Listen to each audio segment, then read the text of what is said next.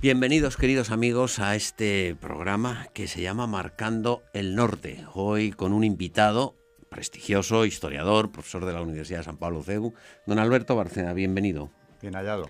Marcando el Norte, es la primera vez que está usted aquí. Sí. Y por lo tanto, hombre, yo sé que usted tiene un bachiller decente, de los de antes, y eso vale para... Pero como es de letras, usted sabe marcar el norte. Perdone la pregunta, no sé si le ofende o... Técnicamente quizá no. Técnicamente no. Pues voy a enseñar, mire. A ver. El sur es así, a la espalda, ¿vale? Haga así con la mano, para que... así, eso es. El oeste va para allá, para la izquierda. El este y el norte, no. El norte es así. El norte en este programa es así, ¿sabes? Tenía truco. Tenía truco. Ya ha aprendido, ¿no? O sea, Ya. marcando no en lo horizontal, sino hacia el cielo. Ese es el norte que bueno, pues que orienta este programa. Buena aclaración. Buena aclaración. Vale, bueno, pues ya está. No, lo digo porque además como se nos incorporan nuevos televidentes, porque crece la audiencia, así van aprendiendo. ¿Por qué se llama así el programa? ¿Por qué se llama así? No, Bueno, vamos a empezar una serie con el profesor Alberto Bárcena, que podíamos titular algo así como Las grandes mentiras de la historia. Las grandes mentiras de la historia. Y una de ellas es esa que dice que la masonería es un invento de los curas, una fijación de la Iglesia, algo así como si los católicos nos hubiéramos dedicado a cazar leones en los pasillos de nuestra casa como Tartarín de Tarascón. La masonería no existe. Tiene usted la palabra. Sí, bueno, yo ya he dicho alguna vez, y en público también, que la masonería ha tenido un gran éxito, que es presentarse como inexistente, incluso, o inofensiva, inocua completamente, que es en lo que están ahora, sobre todo. Sí, porque ahora sí existe, ahora vas por Madrid y bueno, en la mejor zona de Madrid tienen la sede y ahí lo pone. O sea, sí, no, y además ya han salido a manifestarse y se me han presentado en algún acto público. ¿Cómo?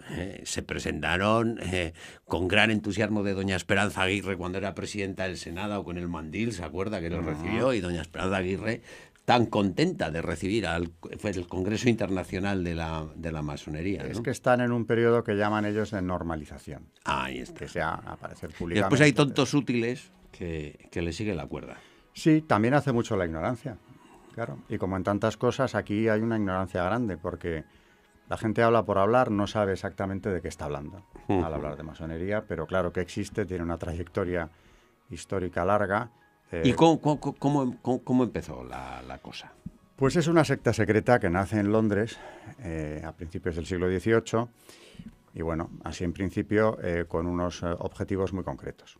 Uno es el servicio al Estado, a la monarquía británica, pero eso casi es secundario porque realmente el objetivo principal es impedir que un católico vuelva a acceder al trono o esté cerca de él, porque los antecedentes más claros están en las logias que luchaban contra los Estuardo o conspiraban contra ellos cuando estos aún reinaban, y van a tener mucho que ver precisamente en la llegada de los Hannover, con los cuales ya se garantizan una dinastía protestante enemiga del catolicismo. Cuando ya en Inglaterra no hay católicos, o mejor dicho, siguen estando muy perseguidos, que lo van a estar todavía en esa época, el objetivo es, en principio eso, evitar que vuelvan a acercarse al trono y una Inglaterra protestante a ultranza, sin peligros papistas, ¿no? Entre comillas, lo de papistas. Porque Sí, es el así término, era como les llamaban a los católicos. El término despectivo anglicano. Y el servicio del Estado, con lo cual ahí nace una masonería que podríamos calificar de regular, porque ha colaborado con el Imperio Británico, desde luego ha sido clave. Pero claro, en ese designio chocaron frontalmente desde el primer momento con las monarquías católicas, por supuesto, y muy concretamente con la española, en cuya destrucción van a emplearse a fondo. Y desde luego es difícil explicar la decadencia definitiva del Imperio Español sin tener en cuenta la aportación masónica en esa decadencia. Ya. Luego ahí tenemos un designio claro, Y ya hoy nadie medianamente serio, ¿no? Incluso en el mundo académico, aunque este es un tema en el que no hay especialistas o hay pocos, porque no se quiere nadie especializar en él. No, porque, como usted dice, el triunfo de la masonería consiste en llegar a la conclusión de que es una fijación de la Iglesia. No existe, sí.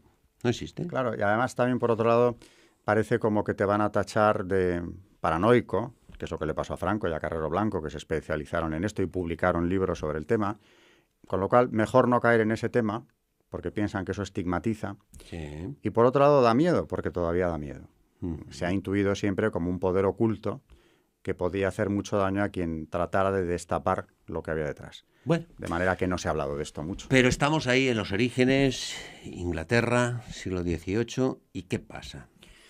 Pues pasa que en Inglaterra, si es una secta secreta, porque hay que dejar claro qué es lo que es durante todo el tiempo de su trayectoria histórica, aunque ahora salgan a la calle, es una secta secreta, con unos designios que no trascienden ni siquiera a los grados más elementales de la secta, que es una de las causas por las que los papas han condenado a la misma. Porque dicen que obligan a los sectarios a seguir unas normas o unas estrategias cuyo fin último ignoran, porque eso se toma en capas mucho más altas. Las decisiones se toman en capas más altas. Ese secretismo ha sido muy eficaz. Y pronto, en ese siglo XVIII, pero muy pronto ya crean una verdadera red en toda Europa. En España no, porque hubo intentos ya en el siglo XVIII de crear alguna logia, pero aquí no era fácil. Estaba la Inquisición, por una parte, que estaba, entre otras cosas, para velar por la pureza de la fe desde los orígenes, desde los reyes católicos. Y aunque ya la del XVIII es una Inquisición muy decaída, pues intervienen casos como brujería, por ejemplo, que, por cierto, hoy en día nadie perseguiría, porque es algo perfectamente aceptado, incluso. Como está en las televisiones, pincha y hay una bruja ahí. Bueno, no, y además el propio satanismo tampoco ya cuenta con un rechazo general. En Harvard han estado a punto, en el pasado mes de mayo de este año 2014, de celebrar una misa negra. De celebrar una misa satánica. Sí. A punto, ¿eh? Se impidió por cuestión de horas. Con lo cual, digo, de estas cosas como brujería, satanismo, etcétera, la Inquisición se ocupaba. Pero de las herejías también. Y naturalmente de una secta que conspirase contra la Iglesia iban a ocuparse. Eso no tenía vuelta de hoja. Con lo cual, durante el XVIII no hay una masonería bien estructurada en España porque no pueden, sencillamente. Pero sí ya en Europa. Como sí. En Francia ya han tomado posesión del terreno. Esa es una victoria muy importante de la masonería, porque naturalmente hacerse con una base firme en la cristianísima Francia. La fille aînée de l'Église, la hija primogénita de la Iglesia, pues van a tener una contribución grande en la Revolución Francesa. La masonería, que es deísta en origen, en su origen británico es sobre todo deísta, es decir, defensores de que del rechazo hacia una fe revelada, en aras de la defensa de una fe, bueno, o de una creencia en un Dios. Según se nos ocurra. Sí, un Dios, un ser supremo o un gran arquitecto del universo. Que nosotros nos imaginamos. Sí, que ya veremos cómo es. Pero es una construcción racionalista que rechaza la revelación. Eso tiene que quedar claro de entrada porque sigue siendo así.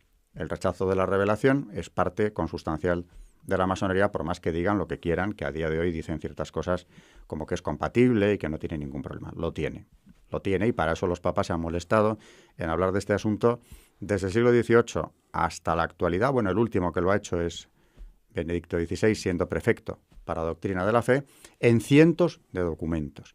De pocos temas se han ocupado tanto los sumos pontífices como de este. ¿Por qué? Pues lo dijeron desde muy pronto. Ya con Benedicto XIV, dice él en Próvidas, donde vuelve a condenar la masonería, que no tendría por qué hacerlo, porque ya quedó clara cuál era la postura de la Iglesia con su glorioso antecesor, Clemente XII, que ya se ocupó del asunto. Pero dado que se difunden los sectarios que esa condena está superada, dice el Papa, tengo que volver a salir al paso. Bueno, pues ese argumento, curiosamente, se reitera una y otra vez hasta el siglo XX, donde los papas insisten en que tienen que volver a aclarar algo sobre lo que los sumos pontífices ya se habían pronunciado. Pero esa confusión la han creado precisamente, claro, los miembros de la secta, reiteradamente, y hoy en día hay que decir que han conseguido en esto una gran victoria, porque la gente, incluso hay católicos que lo ven como algo más, una opción, una organización filantrópica que está ahí sin más. Hay que conocer su historia, hay que ver por qué la condenan los papas, hay que leer la documentación pontificia que se ocupa del tema. Hay documentos muy claros, muy concretos. hay otros más filosóficos.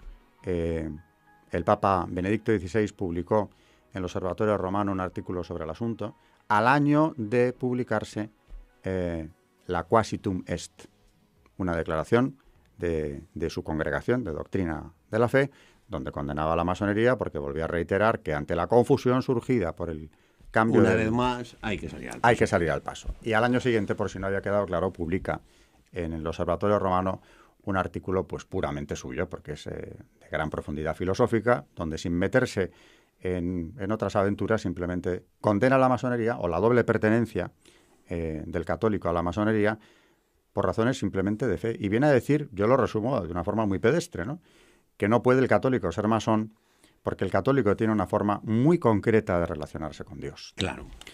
Y los masones tienen otra. Es como otra religión. Sí, sí. Y no se puede ser masón y católico como no se puede ser católico y budista. Claro. Por ejemplo, aunque lo de ser masón tiene unas connotaciones que el budismo no tiene, en principio, sí, sí. ¿no?, de lucha contra la Iglesia. Y además de tratar de aplicar, y lo han hecho mucho, una cierta ingeniería social anticristiana desde sus orígenes hasta la fecha. Bien, pero sigamos con la historia, profesor, porque estábamos en los inicios ingleses, lo hemos exportado a Europa y hemos puesto un pie muy importante en Francia. ¿Estamos en qué siglo ya? Seguimos en el 18, Pero finales. No, ya a mediados... No, pero cuando han triunfado con la Revolución Francesa, bueno, sí, había hecho usted esa referencia, Sí, sí. ya a finales del 18 Bueno. ya está madurita la... Está madurísima, ya se está, vamos, consolidando plenamente. De hecho, los masones se van a encontrar con la facilidad de que la Ilustración radical francesa, como también es en parte deísta y desde luego anticristiana, en muchos aspectos, no hay más que leer a Voltaire, no estoy diciendo nada chocante. Lo que pasa es que también ese es un tema, de verdad, que no se puede tocar. Pero la Ilustración, el siglo de las luces, hay que verla con detenimiento. Hay que leer autores como Holbach, que es ateo y además defiende el ateísmo de una forma combativa. Hay que leer a Lamettrie, El hombre máquina, es su título principal, donde dice que somos máquinas, nos reduce a la condición a la animal. pura materialidad. Exactamente. Entonces, esa ilustración tan anticristiana, naturalmente va a ir de la mano de la masonería. Y la masonería no solo en Francia, porque también en Baviera nace en el 18 la masonería iluminista, que es luciferina por definición, y que tuvo que ver también ella con la Revolución Francesa. Porque desde Alemania, en definitiva, como digo, es una multinacional, ya la masonería va a influir en los sucesos de Francia. De hecho, la ejecución del rey y la creación de la Guardia Nacional Francesa se había aprobado ya en concilio masónico en Alemania años antes del estallido de la Revolución en Francia. Estaba todo ya programado. Entonces, con el triunfo de la Revolución, aunque en la Revolución mueren masones, porque aquello acabó siendo ya, cuando se salió de madre completamente, a la guillotina subieron masones tan conspicuos como el duque de Orleans, ¿no?, primo del rey, que votó su muerte, por cierto, y al final en aquello que se llegó a calificar por los franceses náusea del patíbulo, porque caían los propios jacobinos por docenas, incluso. Robespierre. El propio jefe de ellos, ¿no? Claro. Pues ahí, claro que murieron masones. De hecho, ellos luego han tratado de presentarse como víctimas de la revolución. Ya. Bueno, vamos a ver, estaban ustedes en los dos bandos, pero la habían puesto en marcha. Claro. Lo que pasa es que luego... Se les va de la mano. Se les va. Como se les fue a los jacobinos, como se les va a la montaña, la facción más radical de los jacobinos, con el propio Robespierre a la cabeza. Pero yo diría que cuando ya se acaba la revolución, o se va asentando, queda algo ahí, en el espíritu nacional, o mejor dicho, en la clase política francesa, que ya no se ha ido. Con alternancias o con puntos álgidos, pero no se ha ido, ¿no? Que es un anticlericalismo fuertísimo, un rechazo, como digo, de la fe revelada, una presencia masónica fuerte, que ya va a ser una constante de la historia nacional francesa, por más que en el 19 habrá una reacción católica también muy fuerte en Francia, pero claro, las riendas del poder las tienen ellos. Ya. ¿Y en España sigue sin penetrar la masonería? ¿Eso que tanto le había costado en el siglo XVIII? Pues no, ya en el 19, con el propio José Bonaparte, amigo mío, ya viene una masonería regular que organiza él mismo, y tenemos logias tan curiosas en Madrid como algunas que se llamaban la Estrella de Napoleón. La Estrella de Napoleón. Hay otra logia que lleva el nombre de la emperatriz Josefina. Hay otra llamada Filadelfos, que es un nombre muy masónico, ¿no? Como todo lo que hace referencia a la antigüedad, y especialmente a Egipto, el antiguo Egipto les interesa enormemente. Ya hay una masonería regular en España que va a utilizar José Bonaparte, o va a intentarlo, para lo mismo que su hermano. ¿Qué quiere usted decir cuando habla de una masonería regular? ¿Hay una irregular? Sí. A ver. Yo diría que la masonería regular, por entendernos, ¿no?, es la que está al servicio del Estado. Ya. Por ejemplo, la inglesa. Y por eso la Casa Real británica ha estado tan vinculada a la masonería y sigue estándolo. Ahora ya más distantes, pero lo han estado involucrados íntimamente durante siglos por la cuenta que les traía. Claro. La masonería regular en Francia o aquí en España es la que está al servicio del Estado. Yo creo que esa sería una buena división y José Bonaparte la crea, ex novo, en cuanto llega. ¿Para qué? Pues para lo mismo que su hermano, porque a través de ella aspiraba a controlar el ejército y la policía, que no son fuerzas desdeñables, si se quiere controlar el poder. Pero aquella masonería bonapartista aquí en España tiene poco éxito, porque es que la guerra de independencia es una guerra total. Claro. Es la nación entera en contra de ellos.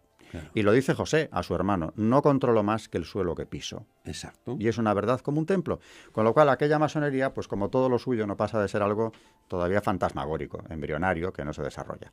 Pero cuando acaba la guerra de la independencia, 1814, pues ya se empiezan a dibujar claramente las dos Españas.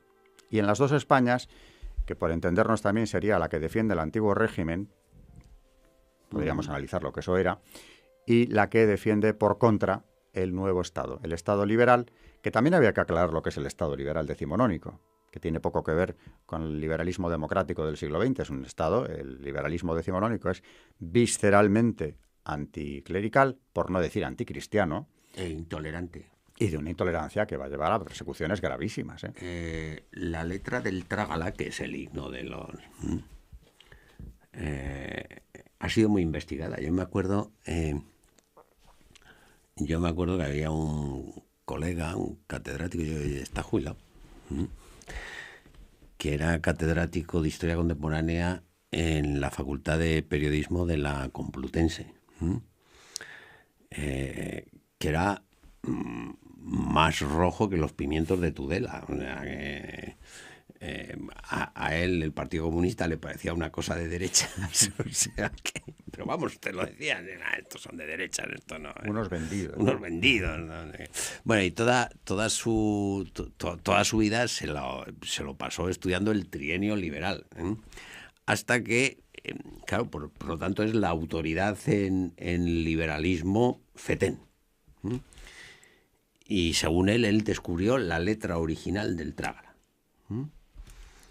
Pues claro, el liberalismo nos lo han vendido como la tolerancia y la libertad. Y la libertad. Bueno, pues según este profesor, la letra original del Trágala decía en un momento: trágala o muere. O sea, le dice, no es trágala si quieres, dice, no, trágala o muere. Tú, servilón. Los que no eran liberales eran los serviles. Pues tú, servilón. Trágala o muere. Tú, servilón, tú que no quieres constitución. Y por si no había quedado claro, seguían el estribillo. Con los pellejos de los serviles hemos de hacernos portafusiles. Es decir, o sea, después de morir te iban a despellejar, para hacerse portafusiles. Y al que le gusta... Y al que no le guste, que roa el hueso. Y un cordelito para el pescuezo. O sea, primero nos vamos a cargar al servil. Y al que le parezca mal, le vamos a ahorcar. Sí, sí. Y lo hicieron, ¿eh? ¿Cómo que lo hicieron? Fusilaron más de lo normal, ¿eh? Porque aparte de los que se fusilaran en el trienio liberal, que es un golpe de Estado, desde luego, organizado por la masonería, después, ¿no? Y entre ellos. Entre ellos y contra ellos, a los realistas, por ejemplo. Y entre facciones de liberales. Claro. Pero se pusieron de sangre hasta aquí. Hay un dato muy interesante en esto del Estado liberal decimonónico español, que es la matanza de frailes de 1834. Que se continúa en el 35. Claro, sí, sí. El 34 en Madrid, pero el 35 en Barcelona, en Zaragoza. Continúa. Pero de repente en ese año, y a mis alumnos esto les llama mucho la atención, en 1800, matanzas de frailes, digo, sí, claro. 100 en una noche en Madrid. Que no estuvo mal, mal. En unas horas. Y con el gobierno totalmente pasivo. El capitán general sale a la calle. Bueno, se pasea, mira aquello. Los frailes eran asesinados en plena calle, despedazados, muchos de ellos, o dentro de sus conventos. Bueno, un espectáculo verdaderamente dantesco. Empezaron por los jesuitas, acabaron con los franciscanos, todo esto en pleno centro de Madrid, calle de Toledo, carrera de San Francisco, etc. Menéndez Pelayo lo publica con toda claridad. Nadie, dice él, maestro de historiadores, tan denostado luego, ¿no? Nadie sabe o quiere confesar, dice más o menos Menéndez Pelayo, cuál era la formación de las logias en 1834. Pero lo cierto es que ellas fueron las organizadoras de la masacre. Y esto lo reconoce el que era en ese momento jefe de gobierno, Martínez de la Rosa, que pertenecía a la masonería, por cierto, en su lecho de muerte admite que fue una organización masónica la que puso aquellos piquetes en la calle a matar frailes. Con lo cual, en la católica España, en su capital, nada menos, aquella España que unos años antes había visto la guerra de independencia como cruzada, en buena medida, pues se lanzan a matar frailes. ¿Qué ha pasado? ¿Es que la ideología liberal ha penetrado en el pueblo de una forma tan radical? ¿Es que los liberales son partidarios de matar curas? No tanto. Ha pasado lo que dice Menéndez Pelayo. Las logias organizaron aquello. Porque aquello era ya una lucha a muerte contra la Iglesia. En el 34 son las matanzas de frailes. Pero muy poco después, el conspicuo masón Juan Álvarez Mendizábal pone en marcha su desamortización, la primera desamortización, y usted es experto en desamortizaciones, que como la francesa, que se llevó a cabo en plena revolución, ¿qué buscaba? Dejar a la Iglesia desprovista de bienes, desarticulada completamente para seguir realizando su función social.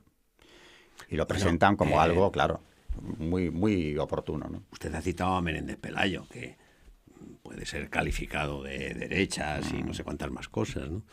Pero Pere Galdós, que no. No. Que en los episodios nacionales cuenta el estribillo de la canción de los bárbaros estos que van a matar los frailes. Y era tan sencillo como el siguiente, claro, en ese momento estamos en plena guerra carlista, donde están los pretendientes carlistas encabezados por Don Carlos y el grupo de los liberales por Isabel, la inocente Isabel, y van cantando lo siguiente: muera Carlos, viva Isabel, muera Cristo, viva Luzbel. O sea que, bueno, oiga, más pistas ya no me den. Sí, no se tapaban demasiado. O sea, es una canción satanista, abiertamente, que es cierto, se cantaba en los muera Cristo, viva Luzbel. Muera Cristo, viva Luzbel. Profesor Bárcena, tengo que darle una mala noticia. Dígame. Tengo que darle una mala noticia. Estamos en los orígenes. O sea, yo le he hecho una pregunta así para que me contestase usted en 3 minutos de toda la historia. Estamos en los orígenes, porque todavía no me ha contado usted cómo. Pues sí, me ha contado cómo ha desembarcado, pero vamos, no cómo han puesto pie en tierra en España la masonería, y se nos ha ido el tiempo del programa. Bueno, ¿le parece que como en las buenas series, pongamos el continuará, y en el próximo programa sigamos con esta historia? Porque yo creo que ha captado mucho a los telespectadores y yo creo que es de un gran interés. Pues le emplazo a un próximo programa, y a todos ustedes, queridos telespectadores, muchísimas gracias por haber estado con nosotros, y decirles que mañana mismo nos vamos a poner a trabajar. ¿Para qué? Pues para que pronto les podamos ofrecer una nueva edición de este programa que se llama Marcando el Norte.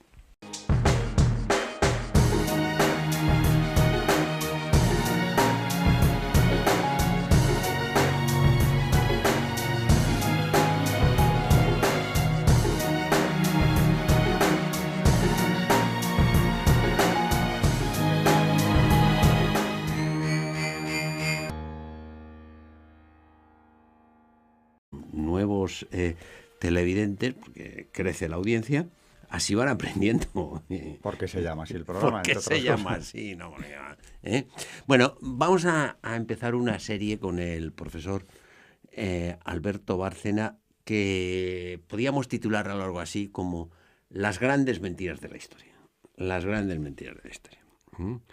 Y una de ellas es esa que dice que la masonería es un invento de los curas, una fijación de la Iglesia, algo así como si los católicos nos hubiéramos dedicado a cazar leones en los pasillos de nuestra casa como Tartarín de Tarascón.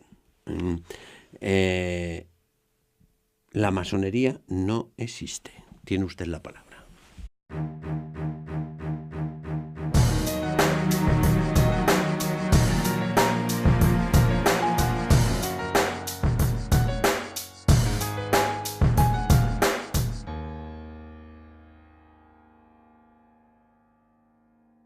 Bienvenidos, queridos amigos, a este programa que se llama Marcando el Norte. Hoy con un invitado prestigioso, historiador, profesor de la Universidad de San Pablo CEU, don Alberto Bárcena. Bienvenido. Bien hallado. Marcando el Norte, es la primera vez que está usted aquí. Sí. Y por lo tanto, hombre, yo sé que usted tiene un bachiller decente, de los de antes, y eso vale para... Pero como es de letras, ¿usted sabe marcar el norte? Perdone la pregunta, no sé si le ofende o... Técnicamente quizá no. Técnicamente no. Pues voy a enseñar, mire. A ver. El sur es así, a la espalda, ¿vale? Haga así con la mano, para que... así, eso es. El oeste va para allá, para la izquierda. El este y el norte, no. El norte es así. El norte en este programa es así, ¿sabes? Tenía truco. Tenía truco. Ya he aprendido, ¿no? O sea, marcando no en lo horizontal, sino hacia el cielo. Ese es el norte que bueno, pues que orienta este programa. Buena aclaración. Buena aclaración. Vale, bueno, pues ya está. No, lo digo porque además como se nos incorporan... Sí, bueno, yo ya he dicho alguna vez, y en público también, que la masonería ha tenido un gran éxito, que es presentarse como inexistente, incluso, o inofensiva. Inocua, completamente, que es en lo que están ahora, sobre todo. Sí, porque ahora sí existe. Ahora vas por Madrid y bueno, en la mejor zona de Madrid tienen la sede y ahí lo pone. O sea, sí, no. Y además ya han salido a manifestarse y se me han presentado en algún acto público. ¿Cómo? Se presentaron con gran entusiasmo de doña Esperanza Aguirre cuando era presidenta del Senado con el mandil, ¿se acuerda? Que lo recibió, y doña Esperanza Aguirre tan contenta de recibir fue el Congreso Internacional de la Masonería, ¿no? Es que están en un periodo que llaman ellos de normalización. Ahí está. Que sea aparecer públicamente. Y después hay tontos útiles que le siguen la cuerda. Sí, también hace mucho la ignorancia, claro. Y como en tantas cosas, aquí hay una ignorancia grande, porque la gente habla por hablar, no sabe exactamente de qué está hablando al hablar de masonería, pero claro que existe, tiene una trayectoria histórica larga. ¿Y cómo empezó la cosa? Pues es una secta secreta que nace en Londres a principios del siglo XVIII y bueno, así en principio con unos objetivos muy concretos. Uno es el servicio al Estado, a la monarquía británica, pero eso casi es secundario porque realmente el objetivo principal es impedir que un católico vuelva a acceder al trono o esté cerca de él, porque los antecedentes más claros están